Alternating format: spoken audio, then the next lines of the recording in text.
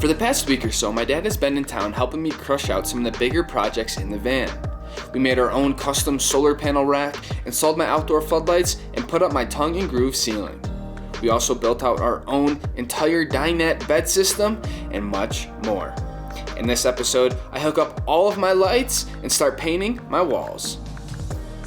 Any advice with actual woodworking or the mechanics of it? I don't think you need to use heavyweight material. I really don't. I think you got to remember you're driving the vehicle around, so the weight is significant to fuel economy, safety, and hill climbing. So how do you counter not using strong wood with it not falling apart? Strong wood isn't what determines whether something falls apart or not. What determines it falling apart is how you build the construction of it.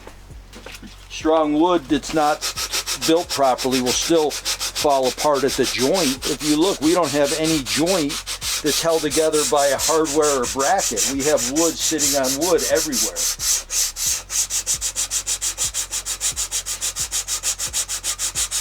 So it's not about the strong wood. I mean, unless you exceed the compressive forces of the wood, but we're not going to do that.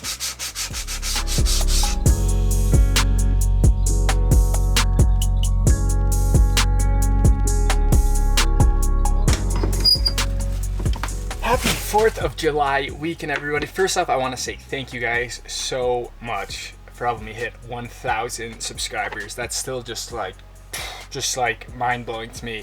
I literally have 1,000 people who watch and support my videos, and I cannot do it with each and every one of you, and I hope you guys know how sincere and genuine like that means to me. That didn't even make sense, but just thank you guys.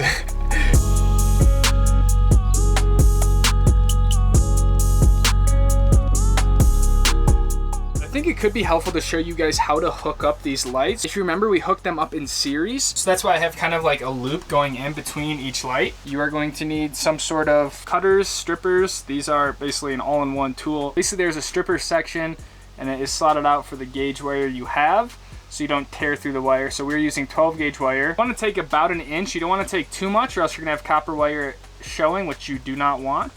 So I'm gonna go about an inch like that into the 12 gauge, squeeze down, not too firmly, but pretty firmly, and then just kind of give her the old twisteroo. I don't really know if there's a proper way to do this. I just kind of spin it until I feel like the entire plastic of the wire has kind of been broken. Just kind of pull slowly, and voila. So now to connect the wires, I'm using heat shrink butt crimp connectors. I'm just going to take one of my combo clumps here and just stick it as far as I can into the end here.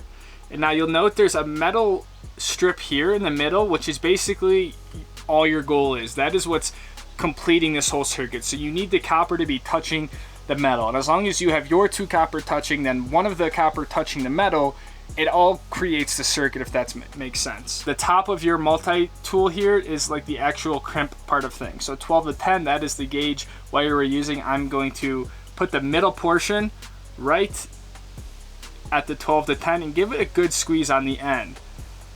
I didn't know why these lights weren't working at first, but it was simply because I was using black to black because I thought it made sense, but the black is the positive lead. Finish hooking this up. I'm gonna take the white because that is my negative into my black. It's actually easy on this side because this is probably like 16 gauge wire, so it really can slide right up there into the metal, which is what you want. So I'm just gonna push that in there, and I'm really gonna have to give it a good crimp so it doesn't come out. Because it's not as thick, it can slide back out. So really give it a good squeeze. Don't go too much, or else you'll actually rip the connector and then you'll kind of be in trouble. Now we just heat them up and we watch these things shrink, which is pretty cool.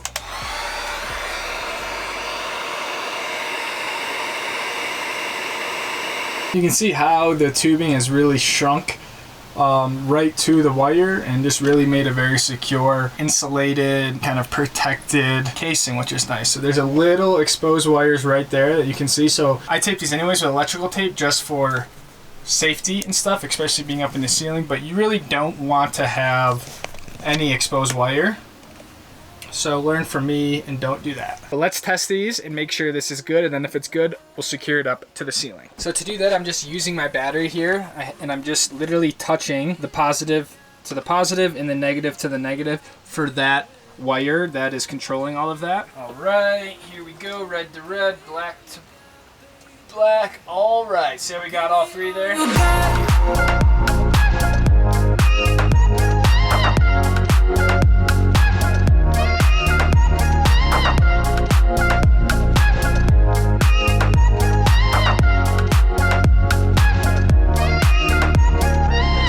Guys, we have lights, bedroom and kitchen lights. I thought it was gonna be too many lights, but to be honest, it's actually like just the right amount. I went with the cooler temperature instead of like the really tungsten orange bulbs, just because for some reason I just hate that color cast. I think it makes everything look like crap when you're trying to film. So this way it's gonna be a little bit more neutral, and once I paint my walls white and just get more color in here, it'll liven it up, but in a modern way, if that makes sense. So everything's trying to tie back into that Scandinavian modern feel, but all in all, super stoked on that. I'm gonna make some dinner and I will see all of you guys in the morning.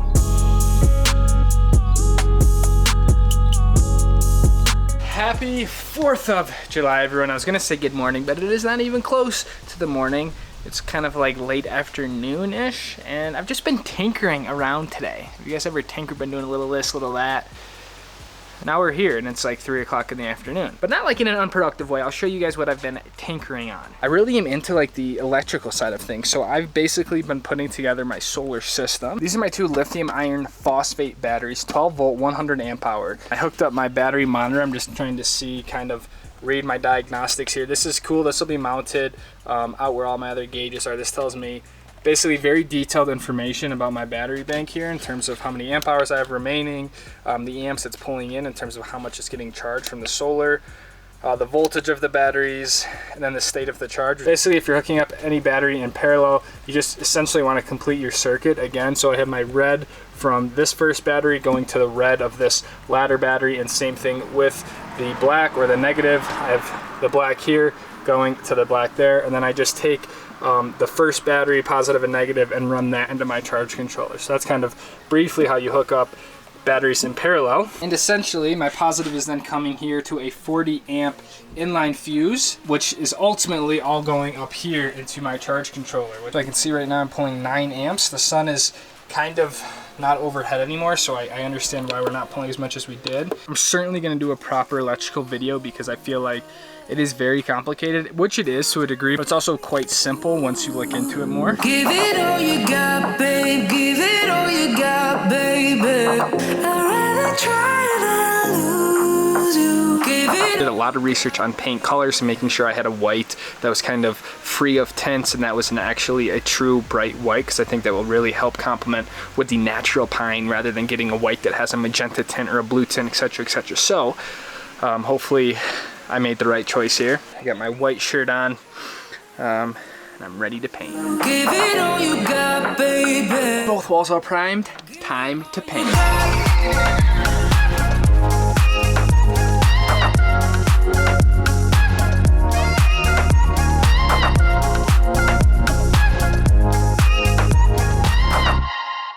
Kind of went overboard and did underneath here and even up on the ceiling. This entirely is not necessary, but my thought was that I wanted this space to be very bright when you're trying to see and get things. So by putting the white, I hope it just kind of makes it a little brighter. And then light really bounces off white, so that's why I actually did the ceiling, was just to help kind of move the light around when it's in here to really brighten up the space. So when it's wintertime, you're trying to get stuff out, you're not searching through the dark. So I got all that done in those. So question I do have though, and I would love to hear your guys' input, is do you think I should just keep the pure smooth white wall, or should I put the same tongue and groove that I put on the ceiling onto the wall except paint it white? So do you guys like just this very smooth, almost plain look, or do you think it would be better if I just threw tongue and groove on it, painted it the same color white?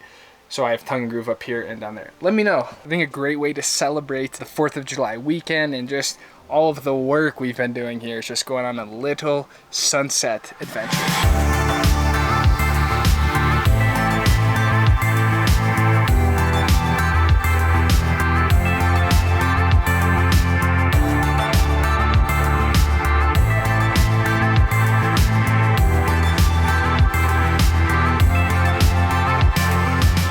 officially my first vlog sign off here in the hammock mounted to my ladder, and I just found a fence. I had no drone batteries charged at all, so I had like literally 3 minutes to fly, and that's why I got one shot up here. Kind of a bummer, but I should have been better prepared. So let me know what you guys think about the wall, if you think I should leave it this smooth white or if I should put some tongue and groove over the top and paint that white. So thank you guys so very much for watching another one of my episodes.